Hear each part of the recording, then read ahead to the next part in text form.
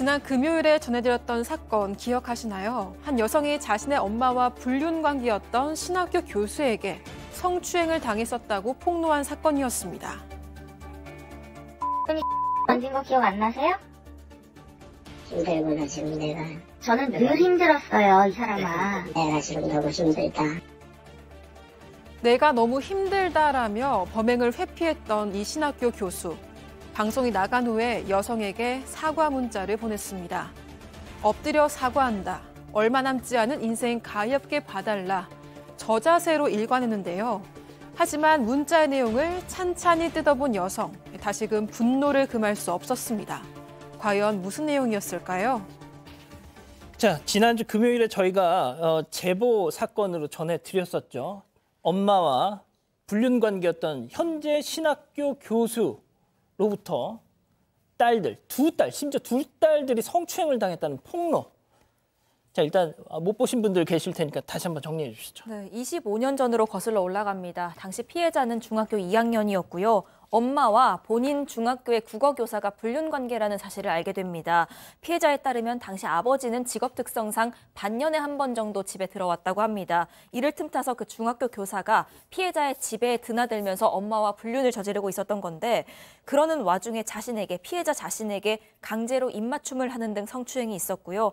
또한 당시에 초등학교 5, 6학년이었던 여동생에게도 엄마가 옆에 있는데도 그 상태에서 몰래 부적절한 신체 접촉, 성추행이 있었다는 겁니다.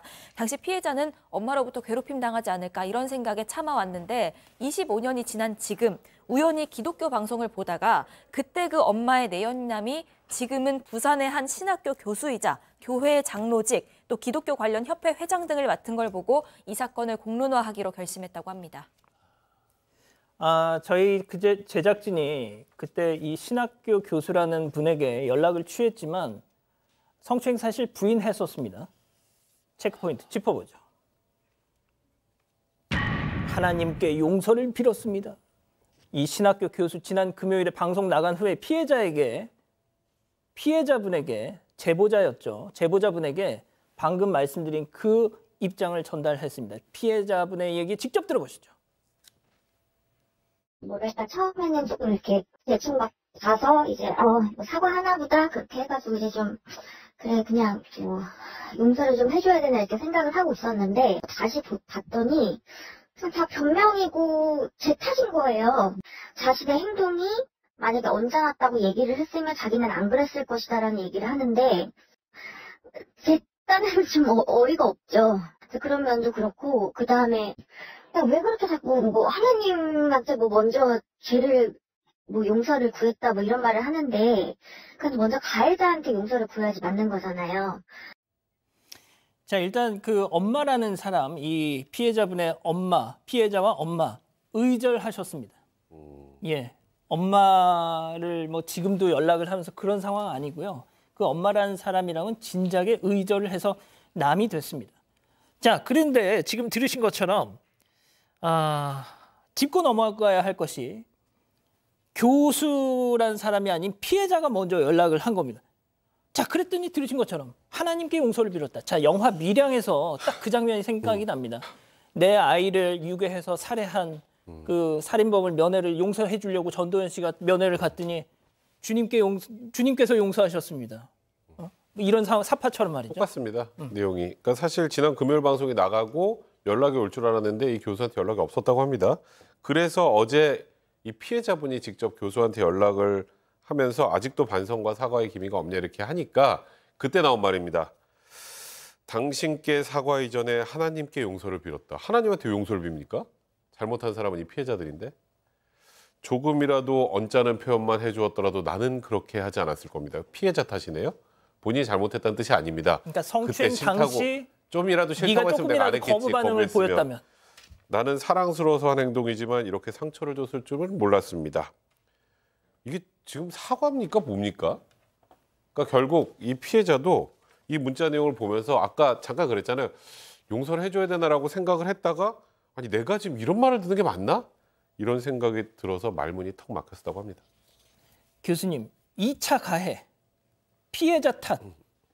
지금 그런 것들이 계속 보입니다. 예, 아주 전형적인 그런 그 수법이고요. 그리고 이제 하느님께 용서를 빌었다라고 하는 것은 셀프 면죄부를 갖다가 자기 스스로에게 주고 자기 편하게 하는 것인데 사랑스러워서 그렇게 행동을 했다라고 얘기를 하는 것은 그 당시에 이 피해자들이 나이가 어리니까 만만하게 보고 그렇게 한 것 같은데 저는 좀 이게 주목을 할 그 부분이 당시에 언짢다라고 얘기했다면 내가 안 했을 거 아니냐. 그건 뭐냐면 네가 그 적극적인 저항을 안 한 거는 네가 어리지만 수용한 거 아니냐라고 하는 소위 얘기하는 그 합리화의 전형적인 그 방법으로서 책임의 외부화라고 해서 상대에게 책임을 전가시키는 거예요. 그런데 이 피해자 같은 경우는 그 당시에 그 아주 어린 나이이기 때문에 너무나 무섭고 황당했을 거예요. 자기 그 어머니가 그 사람하고 불륜 관계인 것까지도 자기들이 황당하고 그런 상황인데 자기에도 그런 피해가 있었다? 이거는 정말 그 아이들의 입장에서는 엄청난 트라우마가 될 텐데 글쎄요. 안아주는 정도가 아니었고 더 심한 그런 상황이었다라고 하는데 바로 이 피해자가 그렇게 기억을 하고 있는데 대충 얼버무리를 한다라고 하는 그 상황에 대해서 굉장히 분노를 하고 있는 상황입니다. 마지막 기회를 발로 찼어요. 그렇습니다. 사실 이 피해자는 이 가해자, 이 신학교 교수란 사람이 자신의 죄를 주변에 솔직하게 털어놓고 맡고 있는 모든 직책에서 물러나는 것을 원했습니다. 공개적으로 사과를 하고요. 근데 이 직책에서 물러나겠다고 연락이 오긴 왔답니다. 뭐 교회는 언제까지 정리하고 맡고 있는 성교회는 언제까지 물러나고 그런데 알고 보니까 그 주변에 그냥 내가 일신상의 이유가 있어서 어쩔 수 없이 일을 그만해야겠습니다. 이렇게 해놓고 시간만 끌고 있는 겁니다. 그래서 진정성 있는 사과로 받아들일 수 없다라는 거죠. 자, 그리고 말이죠. 저는 이 부분도 정말 좀 충격적이었는데 사실상 협박에 준하는 그런 내용이 있었어요. 네, 그것도 자신의 목숨을 가지고 협박에 준하는 내용을 언급을 했습니다. 이 신학교 교수는 피해자에게 이런 말을 합니다. 만약 방송 결과 내가 노출된다면 나는 이 세상 사람이 아니겠지요. 아내와 아들, 가족이 이 사실을 알고 내 지인들이 안다면 난 이 땅에 존재 가치가 없을 겁니다. 방송 보고 떠날까도 생각을 했습니다. 그러니까 한마디로 말하면 자신의 불륜, 성추행 등 의혹과 함께 자신의 신상이 드러나게 된다면 극단적인 선택을 하겠다면서 이 피해자를 되레 협박하는 듯한 그런 모양새인 겁니다.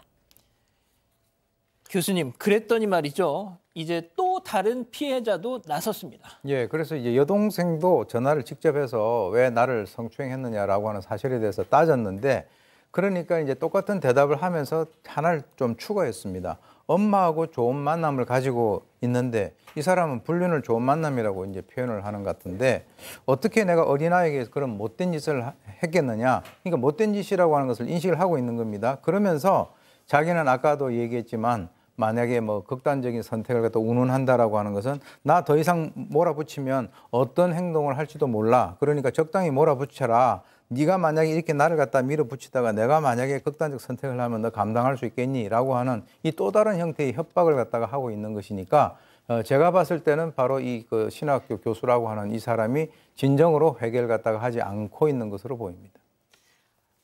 어려울 게 없어요. 이 피해자분이 시종일관 요구했던 거는 진정한 회개. 내가 하나님께 회개했다 이런 거 말고 피해자한테 하는 진짜 회개, 용서를 구함이었는데 예? 지금 이게 이런 식으로 진행이 되고 있습니다. 양 변호사님. 글쎄 일단 저는 지금 약간 고민스러운 부분이 이 교수라는 사람이 혹시 변호사하고 이 문제를 논의를 해서 의도적인 부인을 하는 건지 아닌지 그 부분이 좀 확실치가 않아요. 그래서 이 지금 자매분들 미성년자 특히 초등학생 같은 경우 공소시효 자체가 없거든요.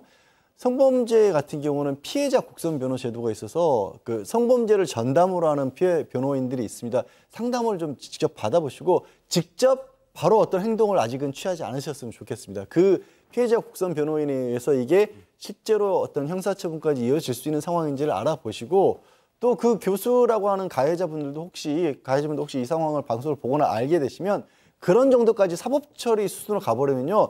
본인이 뭐 용서를 구하고 이런 게 해결될 수 있는 상황이 아니라 굉장히 엄벌에 처해질 수 있거든요. 저는 차라리 지금이라도 진짜 피해자에게 용서를 구하는 편이 낫지 않을까 하는 생각을 드립니다. 자, 내일 저희가 전해드릴 사건을 좀 미리 예고를 해드릴게요. 저희가 지난 금요일 이 신학교 교수의 이 사건을 전해드리니까 저희한테 혹시 저희 가족이 제보한 건가요? 하신 분이 있습니다. 똑같은 구조와 똑같은 흐름으로 구성된 가족에 의한 성폭력 사건이 또 있었습니다. 저희가 내일 전해드리죠.